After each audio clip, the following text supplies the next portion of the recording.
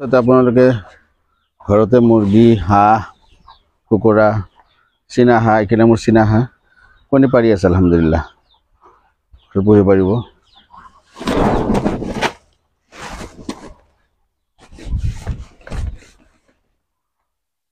মই কাৰ্টনতে এনেকৈ ৰাখি আছোঁ। এইটো হ'ল সৰু বাচ্চাবিলাক, এইটো এসপ্তাহ হ'ল আৰু দানা ইয়াতে দি থৈছোঁ। এইটো আৰু ডাঙৰটোৱে এইটো পেলাই দি বহুত বদমাছ পেলাই থাকে, বহুত বদমাছ। এইটো অলপ ডাঙৰ হৈছে, ই মানে নাথাকে আৰু ডাঙৰ হ'ল। এইটো ডাঙৰবিলাক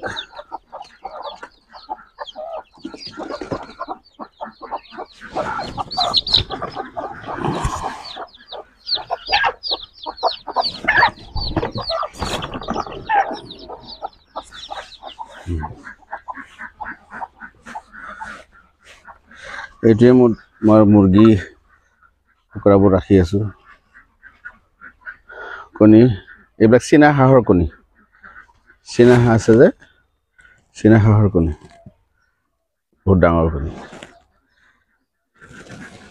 চীনা এইখিনি মুৰ্গী কণী পাৰি আছে।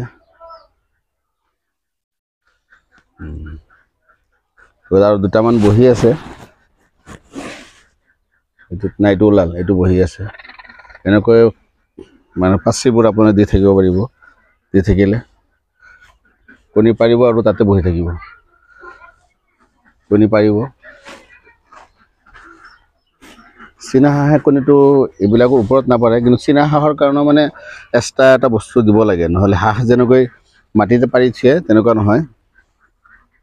চীনা হাঁহৰ কাৰণে এইটো পাৰি থোৱা হৈছে। এইটো এয়া এটা পাৰিছে, এইটো চীনা হাঁহৰ কণীটো।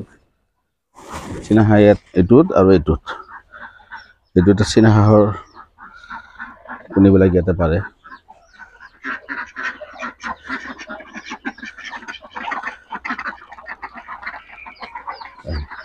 ডাইৰেক্ট পানীত যাব আৰু